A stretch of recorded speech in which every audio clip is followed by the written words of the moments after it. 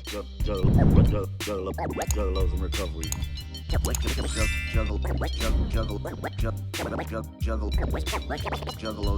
Juggalos in recovery. Is to tell a story and then just kind of discuss the story. So I'm just going to tell it and then kind of give my point of view on it. So the story that I have is, in recovery, we look at, how we used to be, what we did and what we're like now. So, when I was heavily using and drinking, I would often just get in the car and drive around high and drunk. And I did this with, my family in the car. Like my wife would be sober and she would want to drive, and I would, you know, no, I'm driving. What are you talking about? And then I would force myself into driving, even though I was too fucked up to, you know, to be doing that, obviously. And you think that you're better at driving and whatnot when you're high and this and that. And the more you do it, the better you're going to get at it. The insane things that you think, right, is what I thought. So I did this for a long time. I did this, as far as I can remember. There were times that I had driven home and I don't even remember how I got there. I would wake up the next day and I don't remember the drive at all. Um, I got my first DUI and I thought, I'm not an addict or whatever, like, or I'm not, an alcoholic. I just got caught up, it's my first time, whatever. And then within the next 6 months, I got caught up again. And that's when I finally realized that it was time for me to go into recovery for real this time. So I did it. And, that's where I'm at now. And I look back and I can't believe the shit that I did, drinking and driving and all the other things that come with, drinking and driving, or doing things that are dangerous when you're fucked up. I mean, whether it's driving or not, like, we do these things when we're fucked up and we rationalize it and whatnot. So that's kind of the story that I wanted to tell today. And then my thoughts behind it, or my share on it, would be, I would just kind of ask the group, like, do you think it, like, all those years that I did that, like, was it just luck, that I didn't get caught? Was it fate? My opinion is that it was all luck. Like, I was lucky I didn't die. I haven't died. I didn't kill anybody. Um, that whole time I was drinking and driving. And I think that it was fate that I got caught up and that I got a DUI and they stopped me before I hurt somebody, and I finally got sober. And, the second time around, I think that was fate. So I think it was luck that I didn't get caught. And I think or I didn't kill anybody. I think it was luck. And then I think it was fate that I did get caught. But I don't know, just what, anybody have similar thoughts or stories or did the same things? And what do you think it is? Is it luck? Is it fate? What do you got? Mm, luck. Yeah. Luck. Yeah. Right, same as wrong place, right time, wrong place, or wrong place, right time. A lot of it's just lucky you could, if you were 2 minutes later, right, or 2 minutes earlier, anything could have been different. Like everything could have been different. Right. I mean, you can look at it as like your higher power protecting you, or you can look at it in a whole bunch of different ways depending on how you want to look at it. But what would happen if you've been in a rush and you left 2 minutes earlier, or something happened and you left a little bit later, right? And who are we to say if it was dumb luck or the higher power protecting us in those moments? I know I drink and drove all the time, and am pretty lucky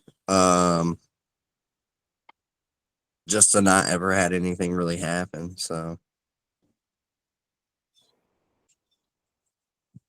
Definitely good feedback. Anybody else have experience in this area or thoughts? I have some thoughts, actually.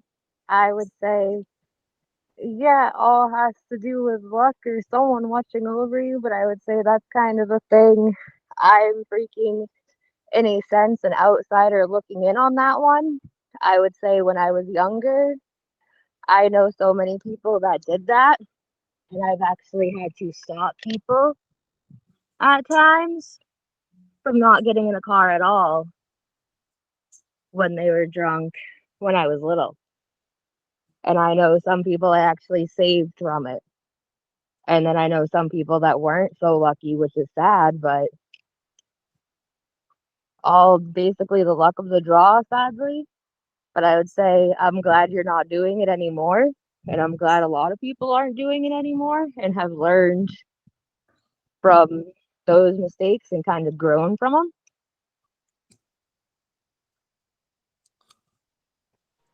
Exactly. guess I can Yeah. kind of add on a little bit to the beginning of what Josie said with the luck. I guess it's a little bit of luck and faith. There was somebody watching over you or something, especially with the drinking and driving. Didn't hurt anybody, especially haven't hurt anybody, killed anybody, or yourself.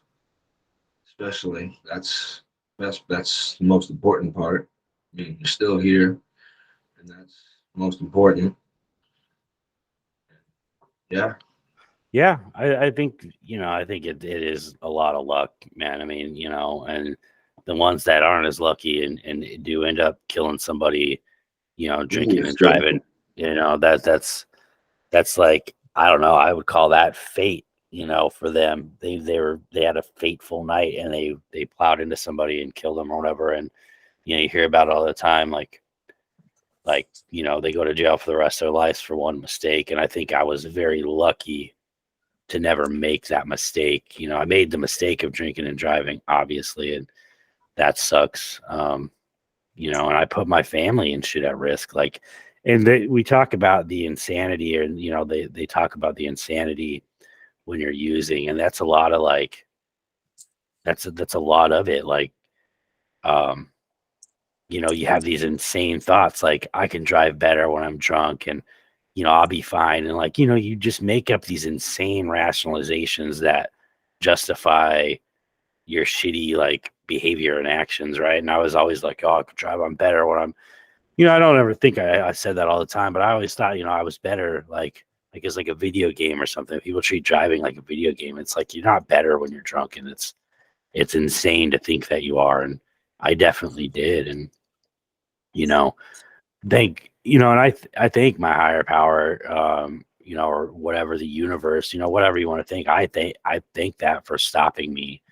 I was blackout drunk that second time I got my DUI, and you know, I just, I'm thankful I got pulled over. I wasn't at the time. Obviously, I was pissed off and upset that I got caught in my bullshit and whatever. But it's, uh, I'm thankful, because if it wasn't for that day and that time I spent in jail afterwards, like, I wouldn't have gotten sober. I wouldn't have taken it serious. Like I said the first time, I think there's people out there that get DUIs that aren't necessarily alcoholic and addicts. And I had that thought, like, I'm not an alcoholic. I'm not an addict the first time, because it does happen to people. It happens to good people who are, it could happen to anybody that just, drinks and drives, has a couple of drinks and then gets caught. You know what I mean? Um, for me though, definitely a wake up call. Um, you know, and it helped me get sober. I think that it aligned, right with my I think it was fate. So yeah.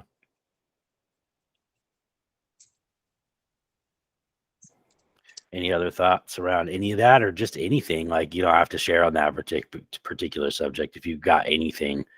Um, yeah, I have something to share because it has to go along with this and learning from mistakes. So before this, I talked to my kids and I asked them what subject to study first, and my daughter was very excited. But there's a problem. Guess what subject she picked first? My worst subject, math. And then because I was going on about the 100th day of school, she kind of challenged me to something and said I couldn't do it because I was struggling on the phone. That's why I had this in my mouth for a second. She challenged me 100 snowflakes. because I guess my mom asked her to do it for Christmas and she couldn't do it because she was struggling with making them. So now I'm determined that I'm gonna make her 100 snowflakes because that's kind of saying you're struggling at just making a snowflake. So now I'm gonna make 100 of them to show her that I can.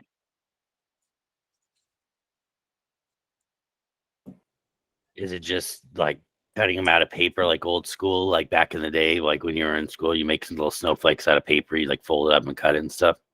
Yep, but I used origami paper for this one because it was purple and it was the first paper I grabbed because I didn't want to color on it because she was playing games and wanting to talk. And Michael was talking as well and spelling things with the letters on the floor. So, yep, out of paper, 100 snowflakes. Well, it's awesome. You better get them done before spring comes, though, because then, you know, it's going to be spring. But yeah, I'm you know, going to. yeah, that's awesome. Yeah, you know, being challenged, you know, is definitely a good thing. I think it helps us grow, right? I've felt challenged by a lot of things, and then being challenged and accomplishing that stuff, you know, I think is really good. It's good to have different challenges set up, you know. Yeah, especially when you go to a kid and be like, okay, I'm going to go to school. You get to pick the subject. And she picks the worst one I'm at.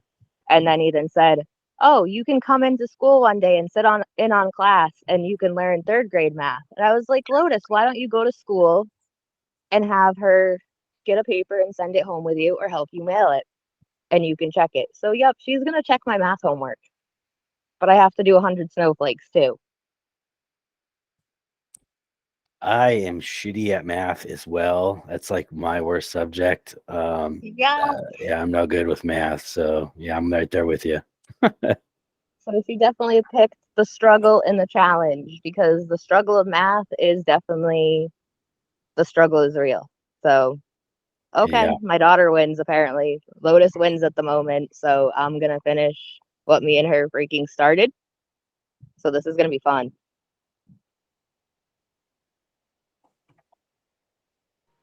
Oh shit! You saw that?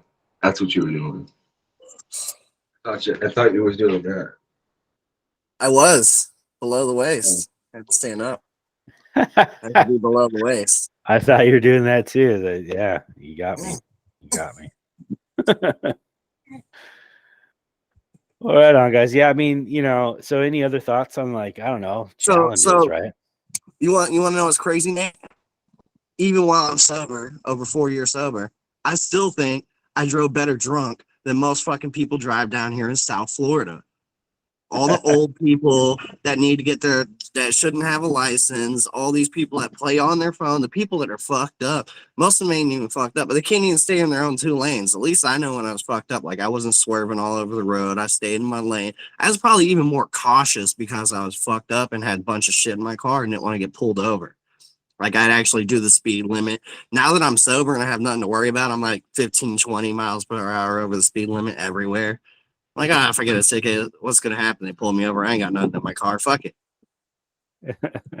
Yeah, no, I feel that for sure. I live up in Washington and we get all the California drivers, right? So yeah, it's a fucking shit show. And you know, I think there is a little bit of truth to that. I think that's maybe a little bit of the luck that was in there when we were fucked up driving around. We didn't want to get pulled over, right? So we were more cautious, for sure. So I think that that's a huge part of it. But yeah, you're right. I fucking drive around this city and I live in a small town and it's really bad, but you know, I'm like going, I drive around on this hoopty with my system bumping and my flags on my car, my Nice stickers. flags, and that's awesome because that Being a one of menace those to flags is society. literally hanging up in my mom's living room forever, and I don't know where it is now, but I love that you have both of those on there, not the Hatchet Man, but the other one.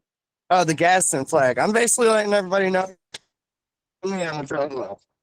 At my rights, I'm a juggalo. I don't give a fuck. I'm riding around. Fuck you. that's dope. Hell yeah. Yeah. Looking at flags online the other day.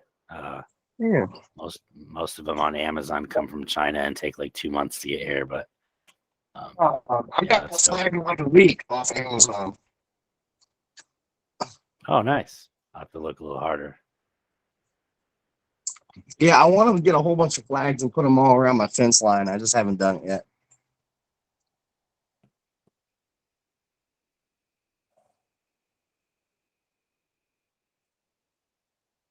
You guys are outside. I'm jealous. I need to get outside. That's gonna be It's, my it's, goal. it's a little bit of shitty weather today. I'm just sitting on the back porch chilling. I just did a little leather project for one of my boss's wife. I added some D rings to her purse so she can put a strap on it. And I'm just enjoying the kind of rainy off and off all day Florida weather. Nice.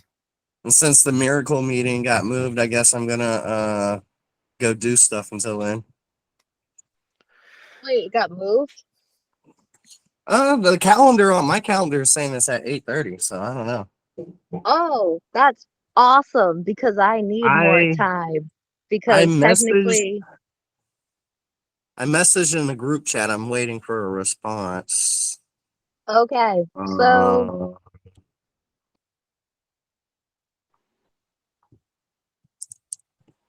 Uh, okay, there's So responses. So hold on, let me look. I'll tell you for sure right now. That one. sweet. Oh, it says 6:30 p.m. in Frank's time, which should be 8:30 p.m. my time. He said, okay. "Okay, I changed it to 7:30 p.m. your time, so it's 7:30 p.m. Eastern." So before 4:30 p.m. West Coast time, which kind of matches what's in the calendar here. So that's cool. It just says AM and it says tomorrow, but that's just because it's all hooked up. So, okay. I could post that in the chat here. Let's see if it comes up right. Was that tonight? Yeah.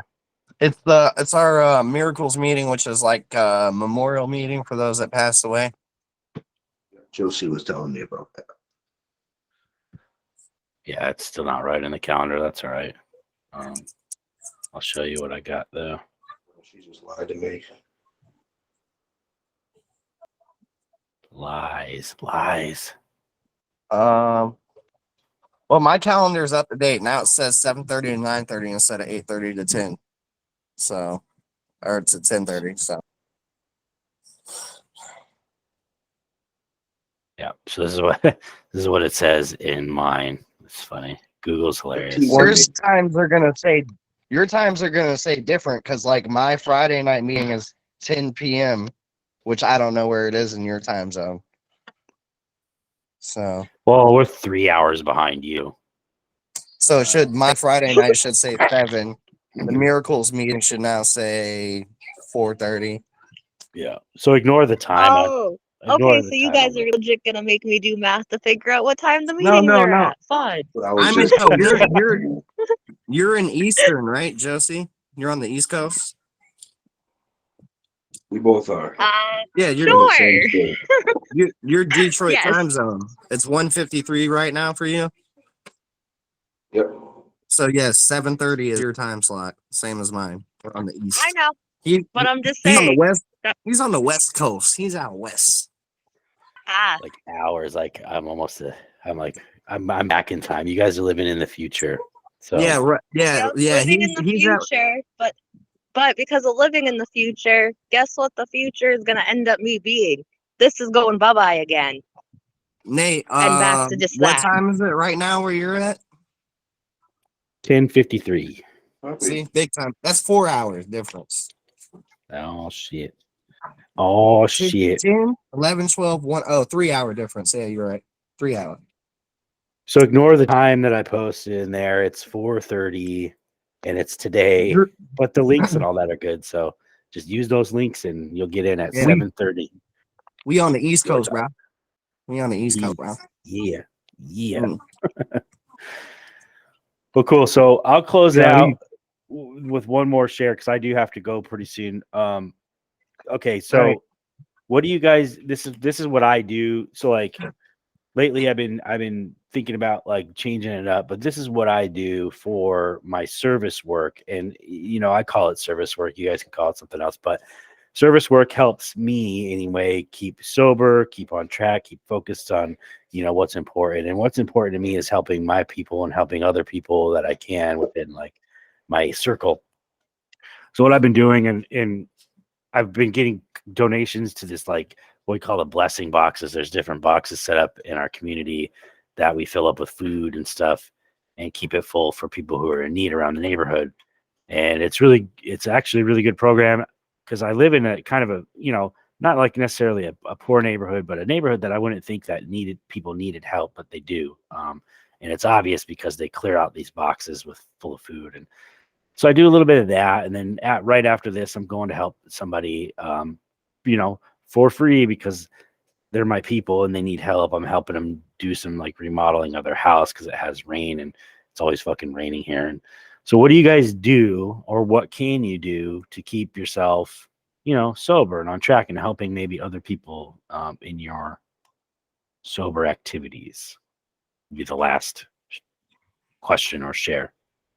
Okay, so first off, a lot of people may have a nicer house or live in a nicer place and still struggle paycheck to paycheck. That just means they pay more to live in a less crime-ridden area. Know that from experience. I lived in a nicer side of town when my parents were divorced. Yeah, it was nicer. It was good for our but Sheila paid paycheck. We ate, ramen and breakfast for dinner all the time, and she like lived off chili and Fritos, so like it's not surprising to me to hear you say like you never knew, but it's not surprising at all that that's the case. Like, better stuff just means more bills, which means less money to get by, and sometimes life happens and people are short in areas. But I don't know. I'm involved in a lot of like service work.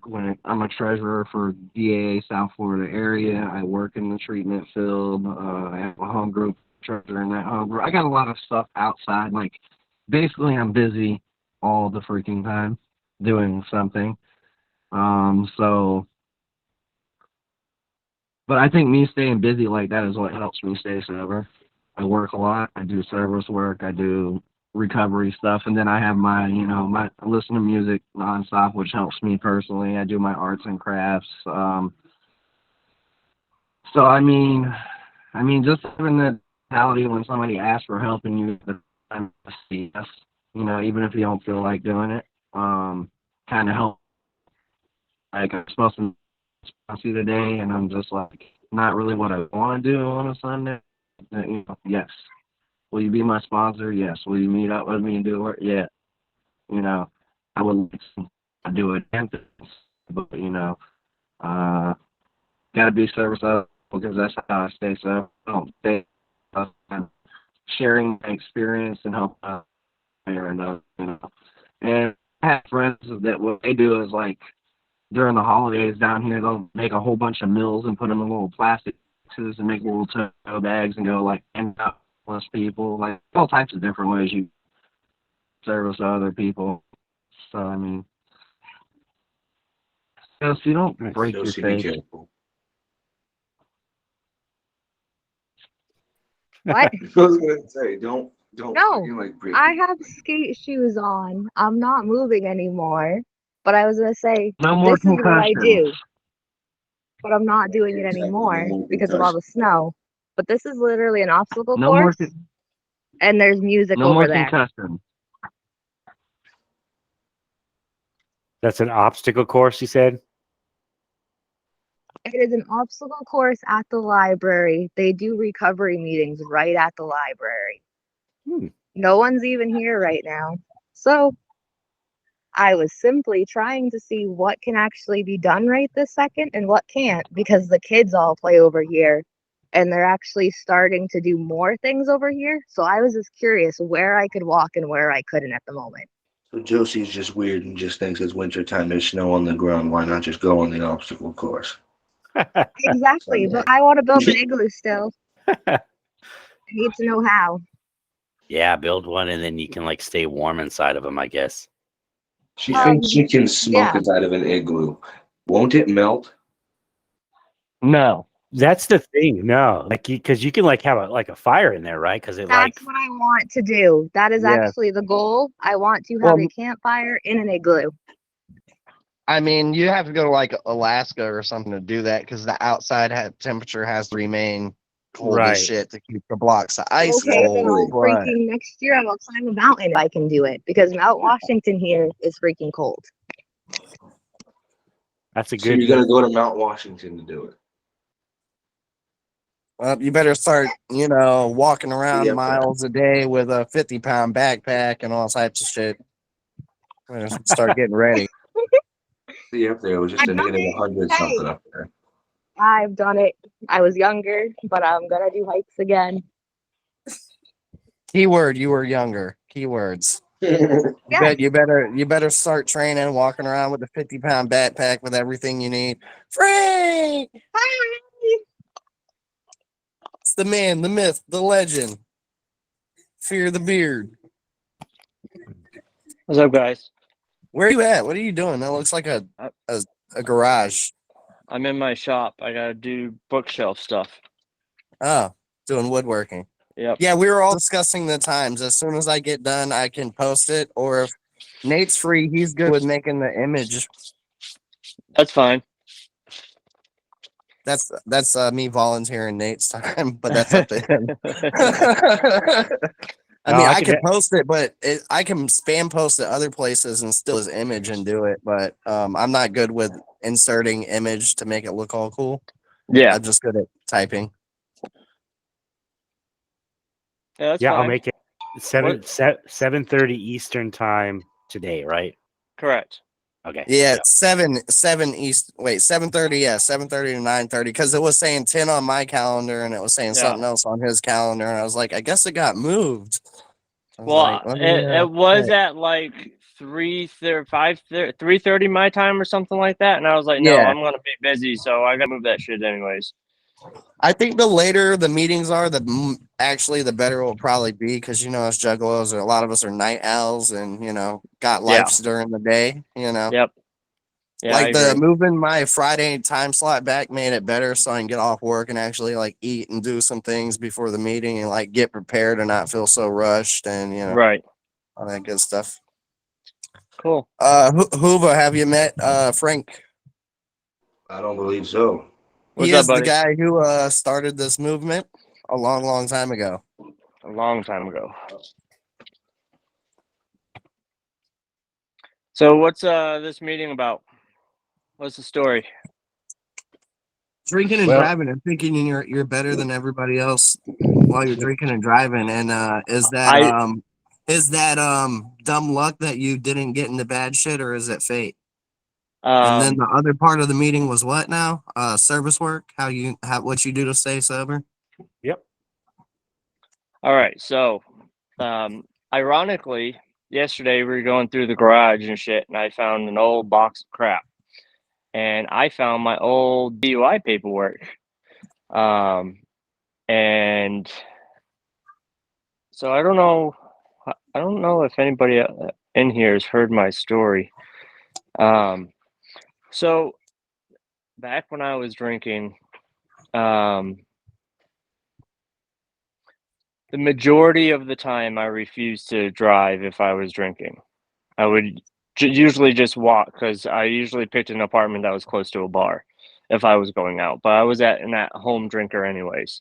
But I do remember a couple different times where I woke up in my apartment and I didn't know how I got there and my truck was sitting outside.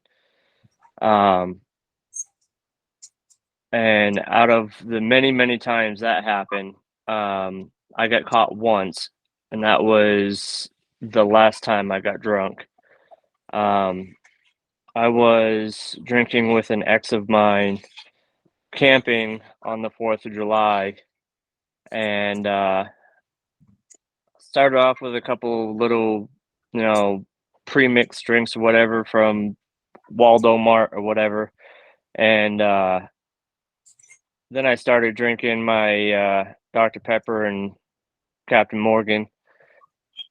As far as I'm aware, I finished the bottle. I I blacked out and woke up next to the fire at the campsite. And I looked at my truck, and my ex-girlfriend was in my truck screaming at me not to hurt her. I don't know what happened. I was told later that I apparently fell asleep in the back of my truck, and she woke me up to go in the tent so I wasn't going to get eaten alive by mosquitoes, and I ended up waking up and flipping out on her. Tried to slam her leg in the door, threw her around. She had bruises all over her legs. She ended up calling. I apparently took her phone, took it apart, and threw it in the woods. She took my phone and the keys to my truck, locked herself in my truck, called her mother. Her mother called the cops. Once her mother got there, I got in my truck and I drove out. I almost hit my ex-girlfriend on the way out. And I ended up driving down a country highway as fast as my truck would go, which was 98 miles an hour. Blacked out drunk. I don't remember anything. According to the police report, I had stopped at one point to get as the cops were trying to pull me over, and once they started getting out of their vehicle, I took off. And I just booked it down the highway.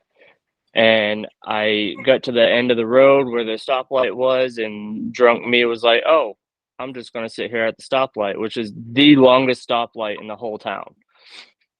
And I just saw the cherries and berries in my rearview mirror. I was like, "Oh, whatever. My apartment's literally, right around the corner."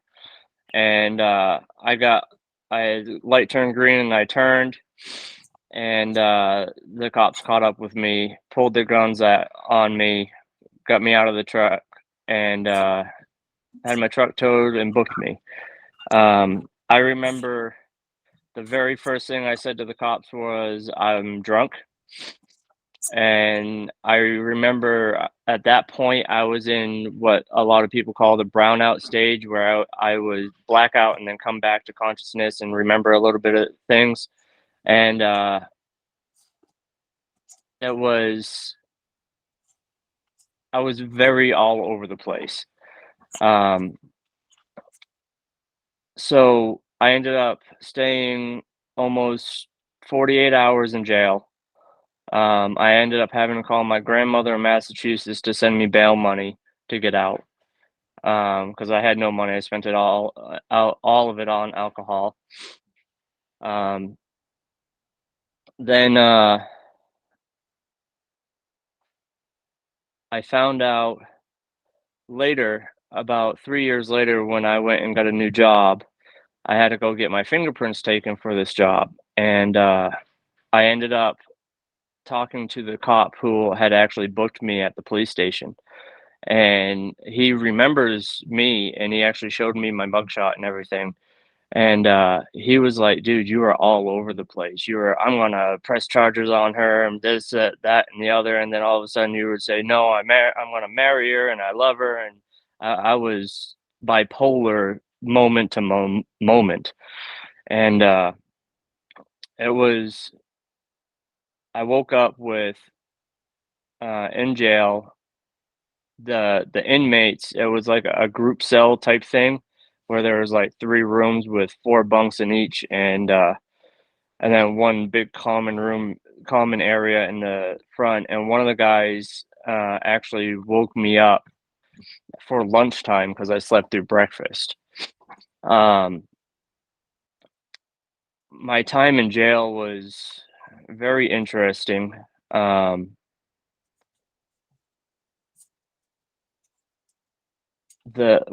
of the things that really stick out to me was the guy who had been there the longest. He was really fucking he seemed like he was kind of going insane.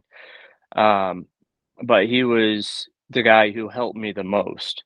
All the other guys were like, listening to my story or whatever and blah blah blah. But this guy actually he knew, found out I had no more money in my wallet, so I had no way to call anyone, and he let me use one of his phone cards to call my grandmother to get my bail money, and I had to do it on use his card on more than one occasion, and he allowed me to do that with the promise that once I got out, I would put money on his books, and I did. But one of the most, a lot of people don't deal with higher powers and stuff like that, but something happened to me in that jail cell. It was the cell phone age. I don't have anybody's phone number memorized or anything like that. And I was laying in my bunk. I had tried to call my father. My father never picked up the phone, and the cops are the ones who found his number. So I'm laying in my bunk trying to figure out who I was going to call, and I was right about to fall asleep, and then all of a sudden, my grandmother's phone number pops in my head when I needed it the most. My higher power gave me the information that I needed. He was like, "Okay, you've learned your lesson. It's time to take the next step. Get out of here." And within, I think I ended up having to talk to her twice. And then, because she wasn't going to bail me out if I had anything to do with drugs. She knew I had a drinking problem, but she refused to do anything if it had anything to do with drugs. And the way the cops talked to her, it sounded like I had a drug problem too. But I didn't. I was purely alcohol. I was just drunk off my ass like a dumbass. And then I got bailed out and stayed sober for 2 weeks, and then I went to AA for my first AA meeting. A lot of things happened that night. A lot of things happened. Now, when I tell that story, I don't know what people think or how long I drank, but I only drank for like 5 or 6 years. That's it. In 5 or 6 years, I hit my rock bottom that fast. And I wasn't an everyday drinker. I was just a weekend drunk. I would black out every weekend. I would get fucked up every weekend. I used to collect the bottles that I drank until the collection just overtook my dorm room in the military. And it only took a couple months before my dorm room was just overflowing with glass bottles. I thought I was so cool when I did that. But when it comes to drinking and driving and getting lucky, or if there's a higher purpose, I wholeheartedly believe there's a higher purpose to why I never got caught, because I needed to go through what I went through exactly the time that I went through it. Um, for me, my personal story, I know there is a being of some sort bigger than me, bigger than the universe, who has the ability to see the outcomes of everybody's life. And I feel, because of my experience, that that being gives me the things I need at those moments in time to go down the path. It's not like fate. It's more of I'm giving you a choice and I'll give you the information, but it's up to you to put the work in. So that's what I did. And that's what I've been doing. In July, I celebrate 10 years sober. And so I wholeheartedly believe everything that I went through when I was drinking, there was a reason behind it. If I didn't go through what I went through, Juggalos in Recovery would be a myth. It would be, I mean, someone else might have started it, but I wouldn't have. I started Juggalos in Recovery when I was just over a year sober. And the story's out there somewhere on YouTube. I've talked about it many, many times. And then talking about service work, I mean, that's basically what I fill my life with. Because one of the biggest lessons I've learned in sobriety is the more you help people, the less you're in your head. And one of the things I learned around the tables was if you get stuck in your head, remember there's no adult supervision up there. So stay the fuck out of your head. So I stay the fuck out of my head the best I can, and I help people. I do my woodworking. I do whatever I need to around my house. I am always busy. I literally worked all day yesterday to the point to where my body was physically exhausted. One, because I have an awesome work ethic and I'm very, very happy I was granted that, but also because I've been dealing with a lot of grief because of my grandfather who passed away last year. It's almost been a year. And ever since he's passed, I've been fighting with it. And I swore up and down that I was having another PTSD episode, and all it was me dealing with the grief of my grandfather passing. And I ended up having to go to therapy, and I started therapy up again, and doing whatever I need to do to get mentally and emotionally right. And a lot of that is service work, putting someone else before myself. And I don't do it in the way to where I do it to put myself in the back seat. I do it because I know helping others actually helps me as well. So that's why I do it. And I just haven't been in the right mental or emotional space to be able to do that lately as much as I would like or as much as I used to. But I still do whatever I can.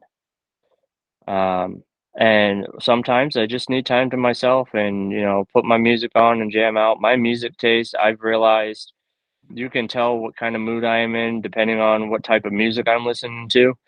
And my wife pointed out when I got home that I was listening to a lot of depressing music, and I didn't realize the correlation. And I've always knew that my music taste depended on what mood I was feeling, whether I realized the mood I was in or not.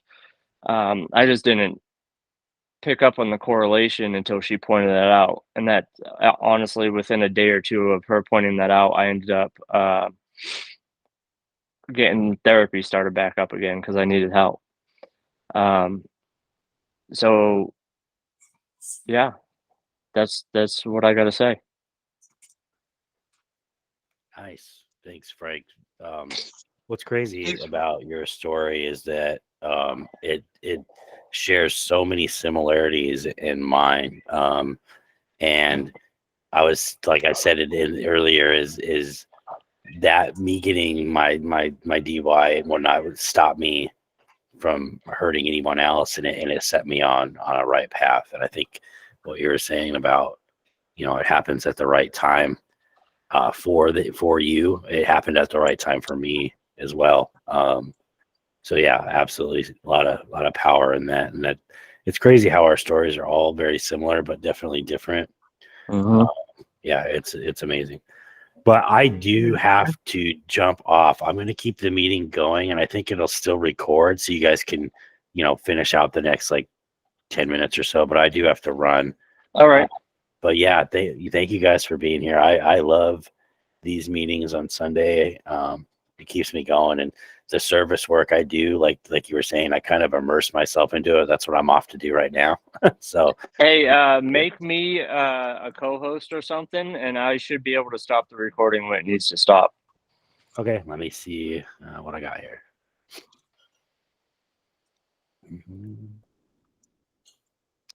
Add as co-host. There you go. All right. Cool. So I'll try to leave and not kill the meeting, but thank you guys for being here. I'll talk to you next week. Thanks, bud. Thank you, Nate. Thank you. Yep, later. Yeah, it's crazy how Frank, me, you, and Nate's stories are so similar, but a lot of different scenarios involved. Which was a trip. And did you get that song I sent you the other day when I was on the way to work in the morning? I did get it. I don't remember if I listened to it or not. The I think Fire I from the did. Gods, the rock Yeah, song. yeah. I did listen to it. Yeah. I was like, oh, this is kind of motivational. Let me send this to Frank. Hey, I heard some news about Hobson. He's dropping new music this week. Oh, I'll be What? excited for that. I love Hop. It's Yeah. been long enough. It's been long as shit. Apparently, he's been doing some like YouTube vlog shit, day in the life of Hobson or whatever. And I haven't seen it. he I have to said, check it. yeah, I was just scrolling through social media and saw that he said something about it. And apparently, he says new music's dropping this week. I think it's this week. He said, or soon at least. So that actually made me really happy because I miss Hop. Oh yeah, me too. It's been a while. You missed my nonsense. No, I have not missed your nonsense. No, no, at the beginning because I have Oh, something to tell you. No, he's Okay. just telling you he hasn't missed it. No, I know, I know you know all, but I have a problem. We know. No, I have a bigger problem now. I need to make 100 snowflakes. Which one? 100 snowflakes. And my daughter is my teacher and she picked math first. So I have 24, 25 books on the floor. And where the snowflakes go. If I take a 10-minute drive in Florida, I could find 100 snowflakes. Hell, there's a whole state of them on the West Coast. Oh, California? Yeah. Yeah. I just placed the today I order made- today. Let me know when you Yes, get it I saw shipped. that. Okay, I meant to do so- it Friday. I forgot about it. You're fine. Yeah. So two of the things are some of the drop shipping things. So I already requested fulfillment, and Yeah. the other ones will get shipped out tomorrow. And Josie, your subscription box will get sent out tomorrow too. I've just been busy and keep forgetting. Really? No, you're good. The only thing, I don't care. I the know only you've been thing busy is- because you've got stuff to do.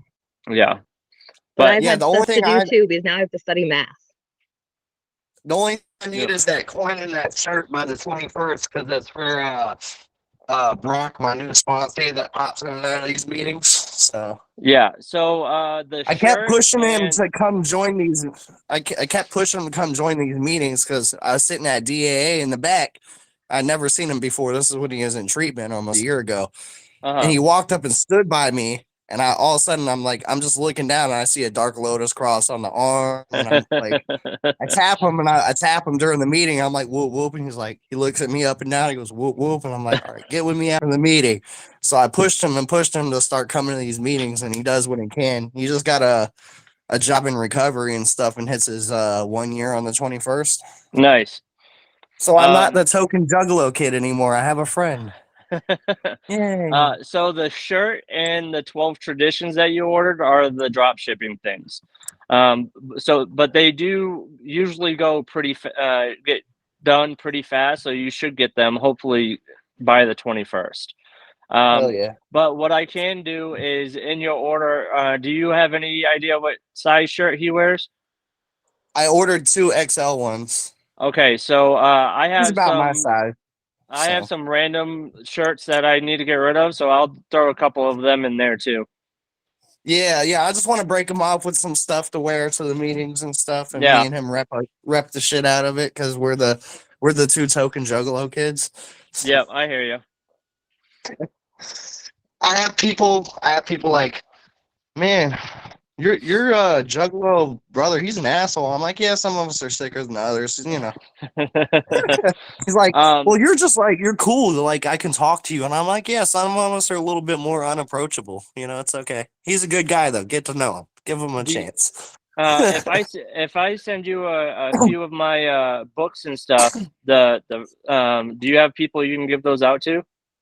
Yes, I do. Actually, my sponsor that wrote that book, Fear, just borrowed your book from me so he could read it. All right. And he was, well, we're doing step work, and he looked at it and he's like, "Oh, I wonder if he used the same publisher as me. This looks kind of like mine." And because he's writing his second book now, and he's like, "Can I borrow it?" And I'm like, "Yeah, take it. You're good, bro." Yeah, I actually just self-published that one through Amazon and Barnes and Noble. Yeah, I think he did the same thing. Yeah. I'll send you a hardcover of the gym list too. Bet. And then I think I'm gonna wait till June, and I'm just gonna pay that whole 100 at one time All this right, year. that works. Because I'm about to get a motorcycle next weekend. Ooh, Yeah, Honda Shadow VLX Deluxe uh-huh. 750cc. Just It's don't gonna be quit. my Don't kill yourself, please. Those things are fast as no no fuck. no no no no My no no. uncle It's just gonna be my starter bike. So if I fuck it up, I don't get mad at myself. does it have the what is it they call it, like the V boost or some shit on there? I'm not sure. I I know all it's I know is my basically my uncle used to have a fucking Shadow, and it was fast as fuck. yeah, So it's supposed just to be a really good bike. So yeah, I'm gonna do that and get my endorsement. Go ahead and sign up for my endorsement, and there you go. I want to ride with my dad before he gets too old, and then where I do my home group at is a sobriety motorcycle club, Oh, nice. and they want me to hang around and ride with them. That's the Alternatives Motorcycle Club. They have chapters all over the U.S. Nice.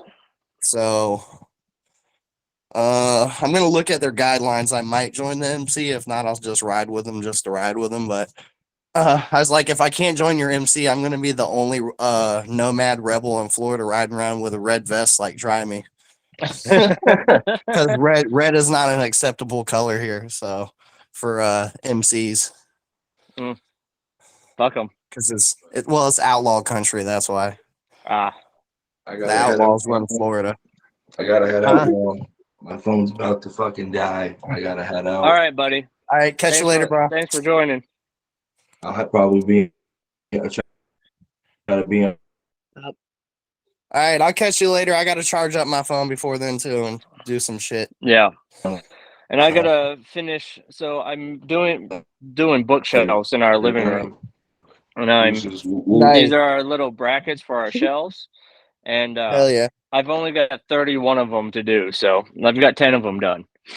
Yeah, my dad's a woodworker. He does all that kind of shit. I'm not so savvy with it. Yeah. That's his thing. Well, Now I want to well, then go skateboard. skateboard. They're still on the ground. I have skate shoes. I was told that I'm not allowed to go to the skate park until there's no snow. I mean, that would be smart. Broken. I mean, it might be Then I'm gonna. smart, but it just makes it more slippery and makes it more fun. But I could do it in here, so it's okay. Yeah, That is the I'm plan. gonna run to Walmart, and I got more organizing and shit to do. I'm trying to get my whole tattoo area finally set up, and I got my arts and craft area finally set up all the way. Nice. So yeah, trying to make my home. It's been long enough. Yeah, I hear you. But yeah, I'm gonna get off here so I can knock this shit out, so I have time to do shit before the miracles meeting. Yes, sir. I'll catch you later. See you both later. All right. Bye. Whoop, Whoop, whoop. whoop. Whoop, whoop.